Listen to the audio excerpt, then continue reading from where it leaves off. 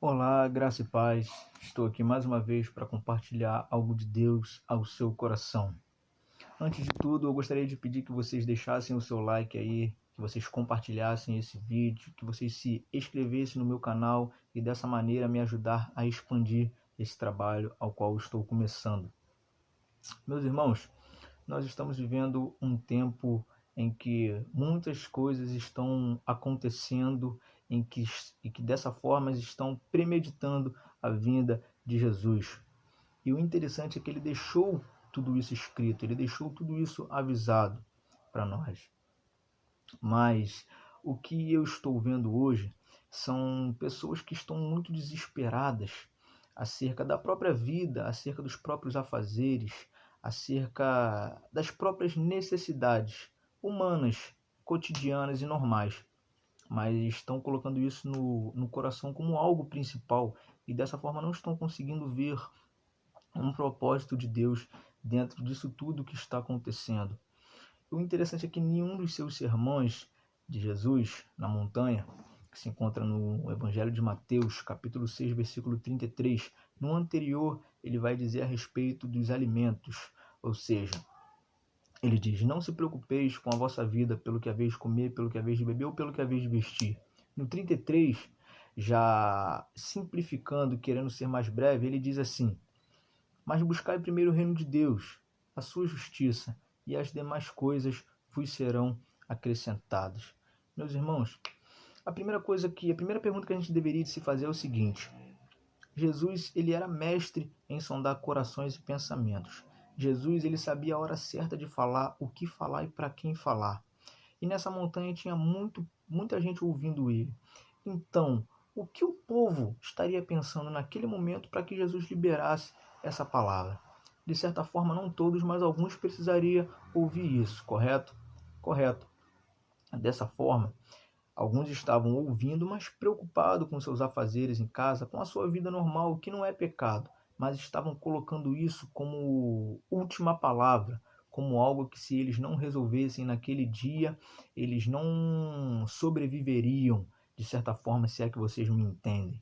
Então, no contexto que nós estamos vivendo hoje, e nesses acontecimentos que a gente está vivendo, eu vejo pessoas dessa forma, pessoas muito preocupadas, pessoas desesperadas, pessoas que não sabem o que fazer e não estão conseguindo ver o propósito de Deus dentro disso tudo. Porque a palavra dele diz que todas as coisas cooperam para o bem daqueles que amam a Deus, daqueles que andam segundo o seu decreto. Então, a única pergunta que a gente deve se fazer nesse contexto que estamos vivendo é a seguinte: Senhor, se todas as coisas cooperam para o bem daqueles que te amam e andam segundo o seu decreto, o que está cooperando para o seu bem? O que está cooperando para o nosso bem? Essa deveria de ser uma das melhores perguntas que a gente deveria de se fazer, para que assim nossos olhos espirituais sejam abertos e a gente consiga ver o propósito de Deus dentro disso tudo.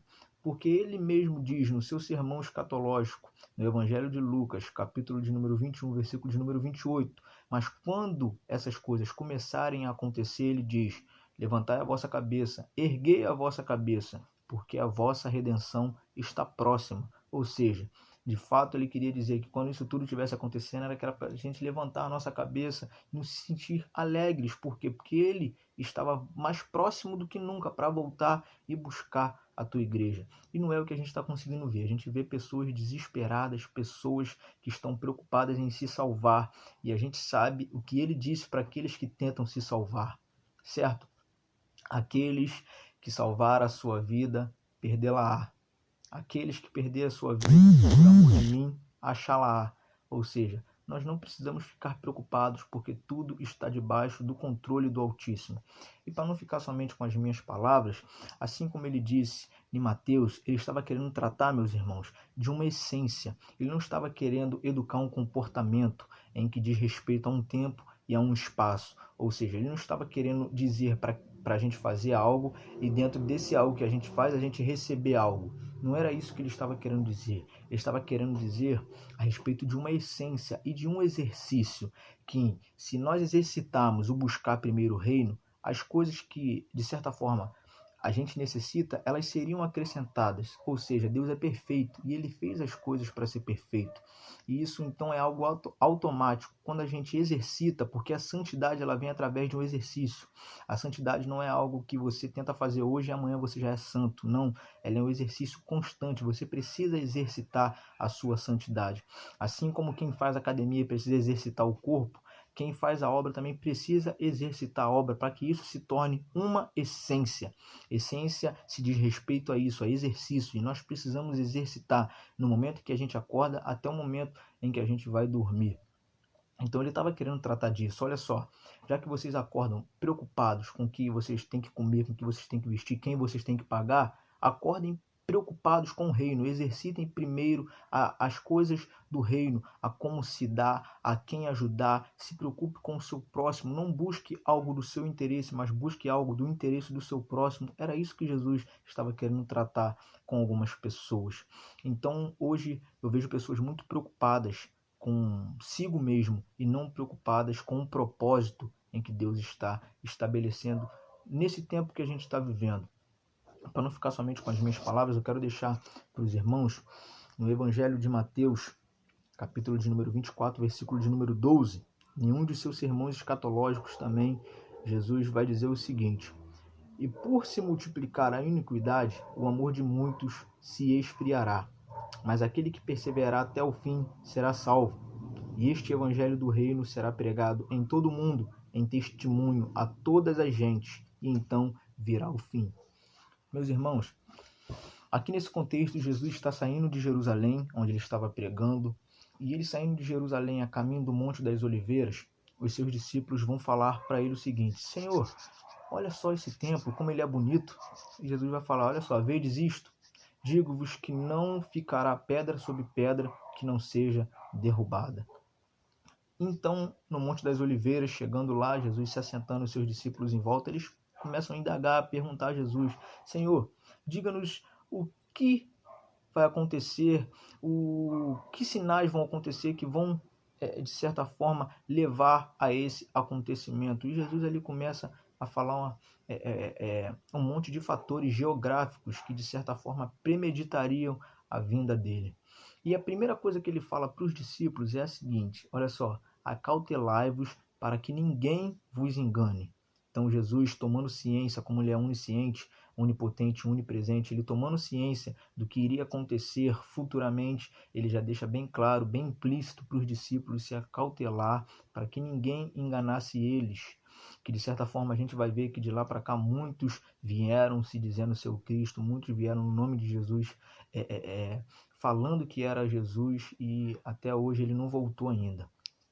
Então, ele deixa bem claro isso. E, de certa forma, ele deixa alguns fatores geográficos que todos iriam perceber, todos iriam presenciar e que premeditariam a vinda dele em glória. E ele deixa bem claro guerras, pestes, fomes, nação contra nação, geração contra geração. E ele disse que era necessário acontecer isso tudo, mas que ainda não era o fim. Então ele deixa bem claro aqui que por se multiplicar a iniquidade, o amor de muitos se esfriaria. Irmãos, assim como ele deixou os fatores geográficos, ele deixa também os fatores internos da igreja, da essência de ser igreja, que somos eu e você. A gente vê pessoas hoje desesperadas porque não estão tendo mais essas reuniões nos templos, os cultos, os nossos cultos normais, eles não estão podendo ter por causa da demanda do governo, das prefeituras, que não está podendo ter aglomeração de pessoas por causa dessa pandemia, desse vírus.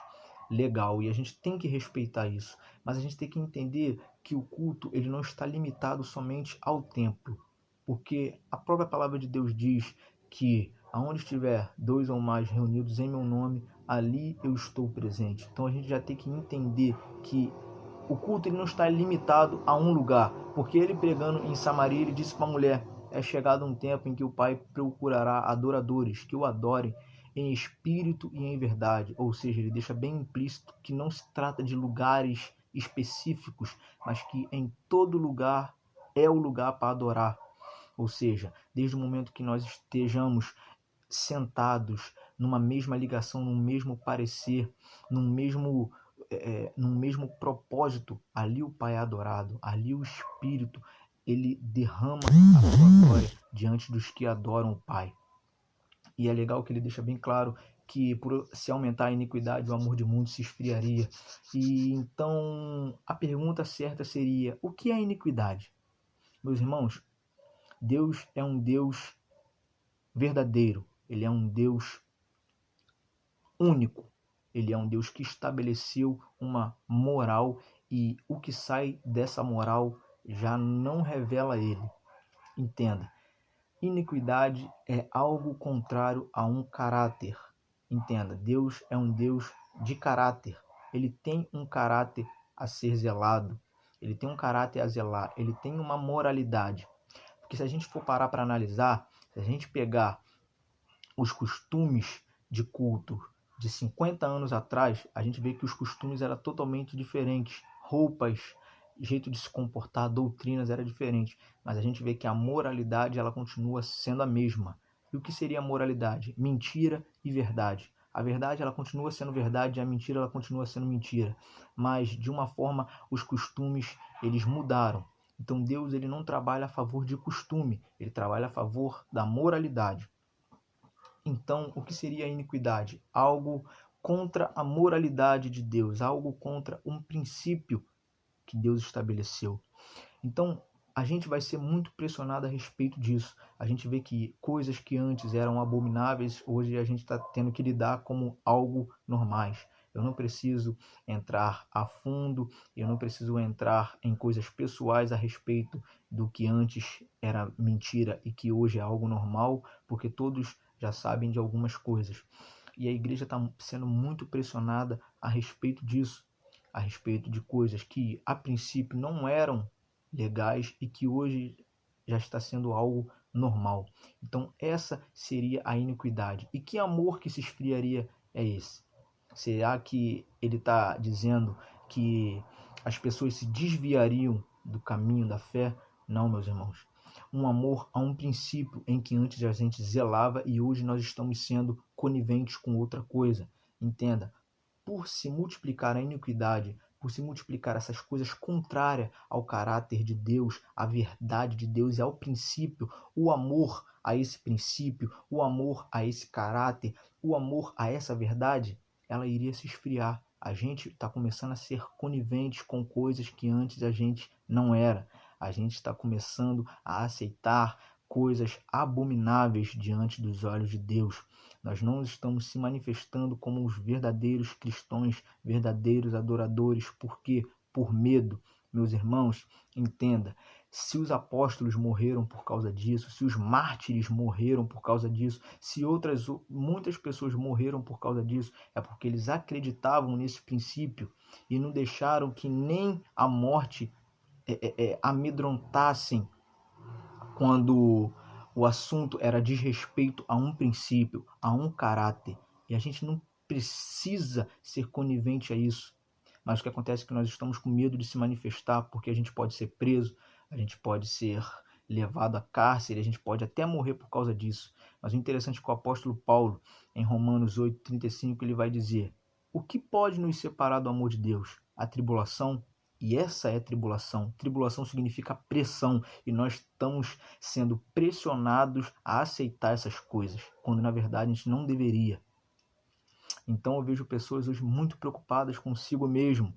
Eu não estou conseguindo mais ver aqueles cristãos que antes repreendiam até a sombra e hoje estão sendo coniventes porque dizem que Deus é amor. Que amor é esse, irmãos? A gente está tendo uma visão contrária do amor de Deus. O amor de Deus não é esse amor que aceita tudo, porque ele diz que corrige aquele que ama. O que acontece é que a gente colocou na cabeça que quando a gente está sendo corrigido, o pai está sendo um pai mau, um pai que não quer ver o bem, quando na verdade ele quer ver o seu bem e por isso ele está te corrigindo. Vamos despertar, meus irmãos, vamos despertar a isso. Esse é um momento em que a gente deve retornar a praticar essa essência. Nós estamos se esfriando quanto aos princípios e ao caráter que a gente zelava um dia. A gente não precisa ser conivente porque nós não estamos sujeitos a homens, mas estamos sujeitos a Deus. E o interessante é que ele vai continuar dizendo que aquele que perseverar até o fim seria salvo. Perseverar o quê, irmãos? Na igreja? Perseverar o quê? Na fé? Também? Na igreja? Porque Deus não trabalha a favor de um sistema de igreja. Entenda, Deus não trabalha a favor do sistema da igreja. Ele trabalha a favor da essência de ser igreja. E o que está acontecendo é que nós estamos muito ligados a sistema. E o que sai do sistema para a gente é mentira. Quando na verdade Jesus veio e quebrou todo um sistema. Nós estamos que estar ligados a Deus. E ele diz em Apocalipse, capítulo 14, versículo 4. Eu vou ler para os irmãos. Está escrito assim: estes são os que não estão contaminados com mulheres, porque são virgens. Estes são os que seguem o Cordeiro para onde quer que vai. Ou seja, Jesus usava muita figura de linguagem para poder querer dizer algo. Ele aqui diz que estes são os que não se contaminaram com mulheres, porque são virgens. Ele está querendo dizer o seguinte: ele aqui relata dos 144 mil que se manifestarão nos últimos tempos, que estariam na terra nos últimos tempos, que pregariam o reino e que não estão contaminados com o sistema, em que não estão arraigados, ou seja, enraizados em um sistema, mas ouvem a voz do Cordeiro e os seguem para onde quer que ele vai. Jesus, Deus, não está ligado somente em um sistema. E aqueles que não estão ligados em um sistema, segue ele e obedece a ele. Não está sujeito a sistema, está sujeito à voz do Cordeiro. Então aqui ele diz isso, que aquele que perseverar até o fim seria salvo. Aquele que, de certa forma, em um mundo que nós estamos vivendo hoje, em uma geração que já não zela pelo mesmo princípio, não zela pelo mesmo caráter, que está sendo conivente com algo que antes era mentira, com algo que antes era abominável, aquele que perseverassem com a mesma essência, com a mesma intensidade, esse seria salvo. É claro que esse vai passar por algumas represálias, de certa forma será entregue até a morte, mas deixa eu te revelar algo, nem a morte pode te separar de Deus, porque você não se guardou. Entenda, Deus não se revela na sua vida através daquilo que você tem. Ele se revela na sua vida através daquilo que você está disposto a dar. Então, se você estiver disposto a dar a sua vida por amor a Ele, meu filho, você está salvo. Não se apegue a sistema.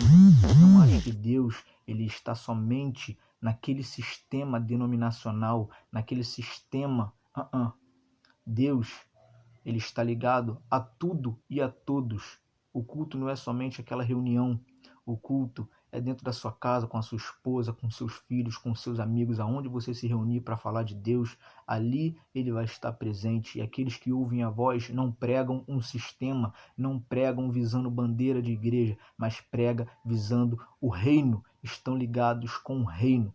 E aqui ele diz que aquele que perseverar até o fim, ele seria salvo. Então perseverar significa isso, irmãos. Significa conservar esse princípio, conservar esse caráter, não ser conivente a essas coisas que antes não eram legais, que antes não eram morais e hoje são. E hoje nós estamos sendo pressionados a aceitar isso. Não aceite, não aceite. Zele o princípio, zele o caráter de Deus. E ele continua dizendo que este evangelho do reino será pregado em todo o mundo. Ou seja, ele não fala o evangelho da graça, o evangelho do amor, o evangelho do reino será pregado. E só quem vai pregar esse evangelho do reino serão os 144 mil que não estão contaminados com mulheres, ou seja, que não estão ligados a um sistema. Porque todos sabem que mulher na Bíblia significa igreja. E assim como a mulher foi tirada do homem, o homem foi tirado de Deus. Então o homem está ligado a Deus.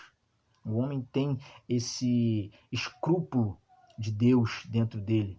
Isso nunca vai sair. Ainda que a gente erre, ainda que a gente nós erramos e de certa forma se afastamos um pouco, nós temos ainda essa essência de ser igreja, de ser filho e de ter parte com o Pai. Entende, irmãos? Deixa o Espírito Santo palestrar no seu coração. Veja isso tudo como um propósito. Não veja como um fim. Não veja como se tudo tivesse acabado. Entenda o propósito de Deus. Ouça a voz dele, seja sensível. Chegou a hora de você buscar, chegou a hora de você ter comunhão com pessoas que você não tem há muito tempo atrás e que você de outra forma até queria ter, mas julgava não ter tempo e hoje tem todo o tempo do mundo. Então chegou a hora de você se reunir com essas pessoas, de você, de certa forma, expandir virtude para essas pessoas e não querer orar para demonstrar poder, mas virtude. Deus tinha todo o poder, Jesus tinha todo o poder, mas se fez pequeno e não revelou o poder na terra. Entenda, os milagres que ele fazia não era para revelar quem ele era. Entenda uma coisa, ele não quis se revelar através do poder. O poder era a consequência de quem ele era. Ele se revelou através da virtude. E como que você revela essa virtude para outra pessoa? Entenda, o amor de Deus, a graça do Filho e a comunhão do Espírito são a trindade que revela a virtude de Deus. Se você conseguir amar, você vai conseguir ser gracioso. Se você conseguir ser gracioso, que é a consequência de quem ama, você vai ter comunhão com qualquer pessoa, independente de cor, raça ou religião. E dessa forma você vai transmitir virtude. Entenda, meus irmãos, esse é o propósito de Deus nesse tempo que a gente está vivendo. Então não opte pela sua necessidade, opte pelo propósito de Deus. E entenda uma coisa, sempre que ele manifestar o propósito, vai se levantar uma necessidade, mas você pode escolher ou viver o propósito de Deus ou viver a sua necessidade nesses tempos. Que Deus possa falar melhor ao seu coração. Assim, eu agradeço a sua paciência de ver esse vídeo. Que Deus te abençoe. Tchau, tchau.